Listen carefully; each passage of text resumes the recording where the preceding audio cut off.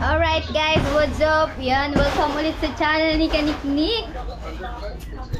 May nagwawala po, may nagwawala. Wala sa bahay. Nambubugbog si Kimo, may nagwawala ho. Tingnan po natin kung ano po ang kanyang binubugbog. At pagkakagalbok. Yan ho, sinisira na ang bahay, dating bahay ni Nakasilong. Bye. Bye sa atin. Alright, oh, diba? Oh. Masipag-sipag ho ngayon si Pototski. Kailangan ho niya ng merienda. Or kahit wala na ho yung merienda, ubusin niyo lang ho ang kanilang paninda. Nandun sa dagat, mami. Kaya nga, napunta ang iba doon. Madami ding nabili doon. Dapat hinati nila. Yan naman po, nagiba na. Nabili ang magtotong ityata. Diyos ko pa, pagkakagal ba? Pasok pa kayain. Excuse me po. Sino bang abno? Ini ang ganito. Andun. Kakagalbok ah. Talog nga. Tulog pa si ano? Tita Nis, talog.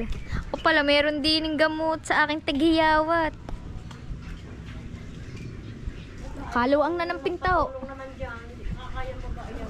Kayang-kaya ni Pototski. Basta sasaraduhan ko lang bintana ko at papasukin ito ng galbahok. Ito, hinarangan ko ng kutsyon.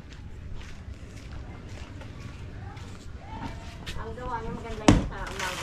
Liit mo na, hindi mo maabot. Kaya mama nila. Yo, ng BIR. Isang dyan si Demi. Ang BIR nalaglag.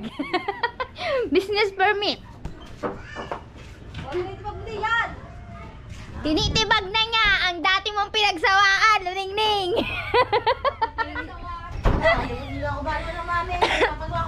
Ay, Nanay Lita, ito na. Sargador na ang Nanay Lita. Namimiss na miss mo. Oh, ano?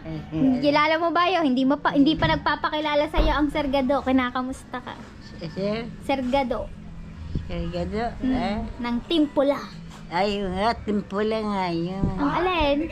Nagbigay ng yung sardinas, saka... Sino nagdala? Wala ba? Hindi. Nagdala ko doon. Kay AB. Oh. Nandito, wag ka muna umalis. May ibibigay ako. May Ay, salamat, thank you. Sabi niya, hindi pa nga kami nikita. Take ko na. Yun si Timpula. Ah, nagbigay na saya. Sardinas isa, tsaka yung sa kanton. Yun. Kailan? Nung isang araw. Ah, hindi sa Timpula. Kay ano yun? Kay Ninong Hansam. Pag bumili ka doon, may pre kang isang sardinas tsaka noodles. Hindi. Basta sabi si Timpula daw. Ba, may... Hindi naman ako bumili. Hindi ka bumili? Nung isang araw. Ayun nga yan eh. Yung nagbigayan ako dito ng Yun yan, niluto ko kagabi. maruya.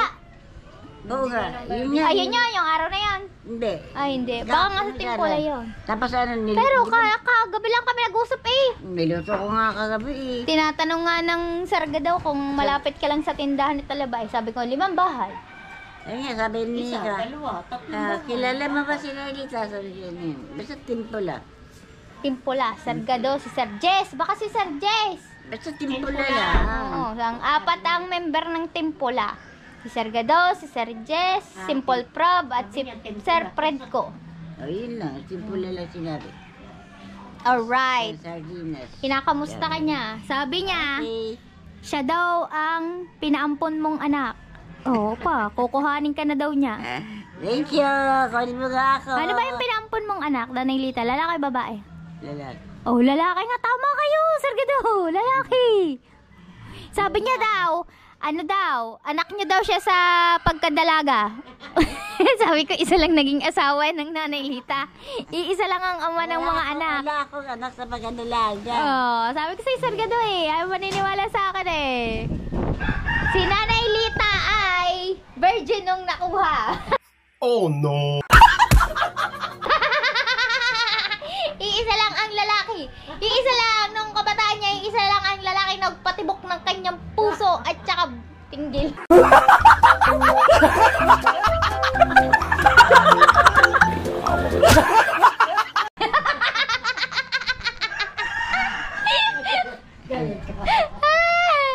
Pero ngayon, bago, no, wala na, pumanaw ng Tatay Jesus, sumalangit na ang kanyang kaluluwa. Ngayon, ang nanalo pa rin ay ang Kuya Fred. Si Bukol, diba?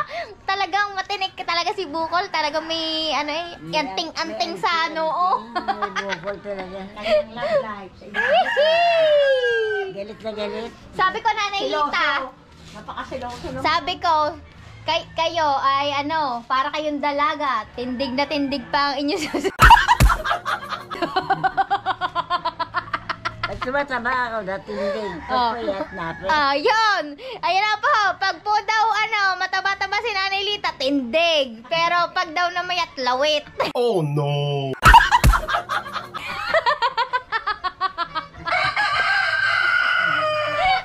Sa lahat po na nagbibigay ng pagkain kay Nanay Lita, itlog noodles po ang kaya.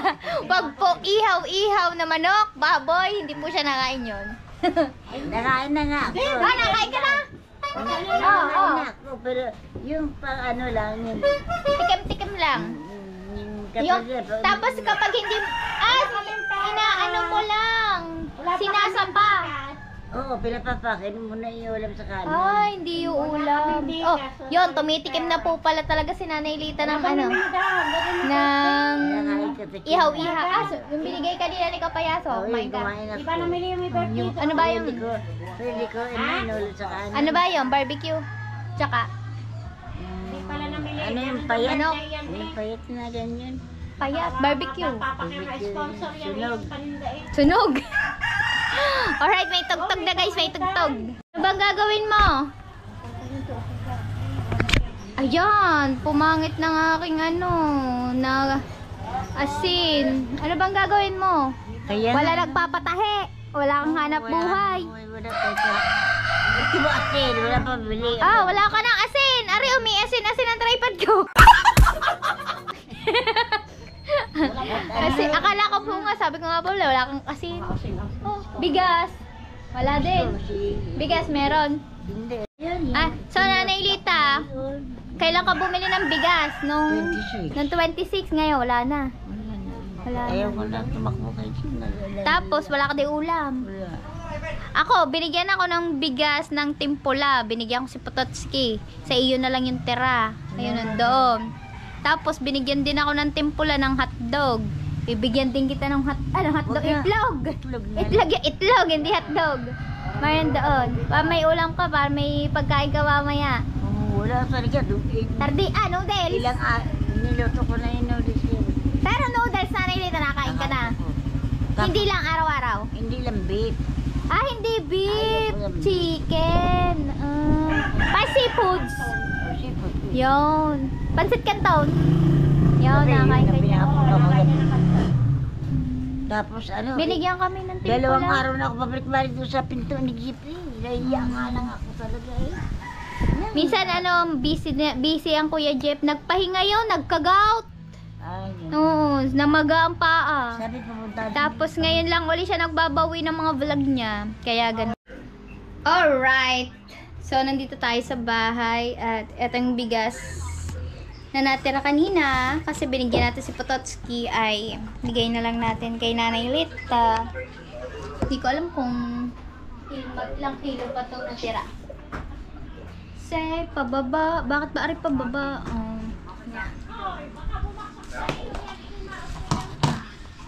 Kaunti na lang ang are. Naparami palang bigay ko kay Pototski. Kasi dun ba naman nakalagay sa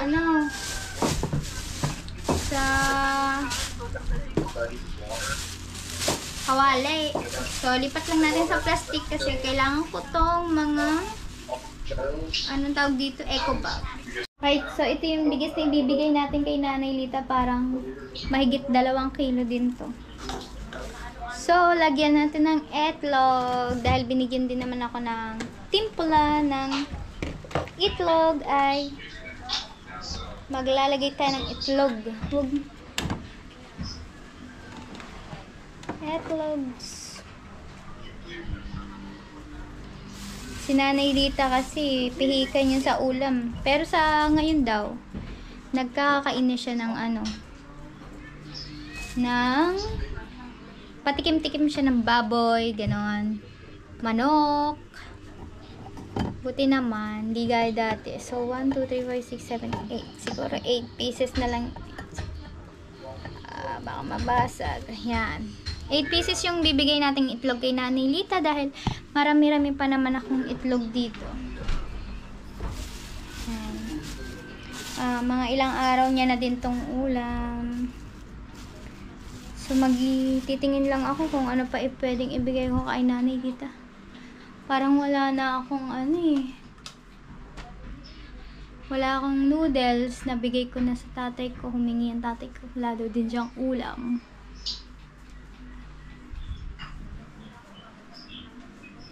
So, wala. Meron ako dito ano. Dala ni Dihaw. Di ko ako nakain siya. Ano nga ang tawag dito? Alaba. Kalang ko nakain si Nanay Lita niya. Ano dito? Hindi siya nakain ng ano.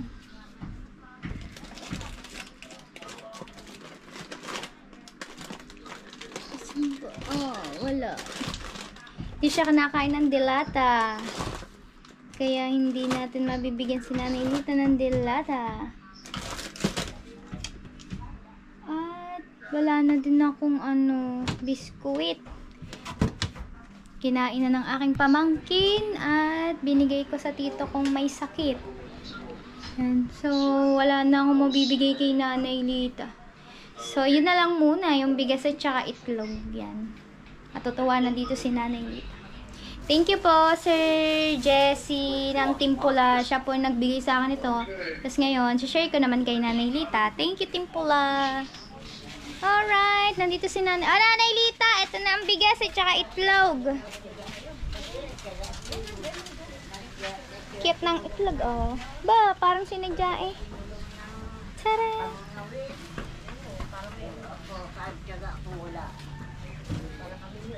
Yun, mamaya, kain na ako. Mamaya daw, magsasain na daw siya. Salamat po na marami. Aray ko, ayun, may luluto na akong itlog. Yay! May luluto.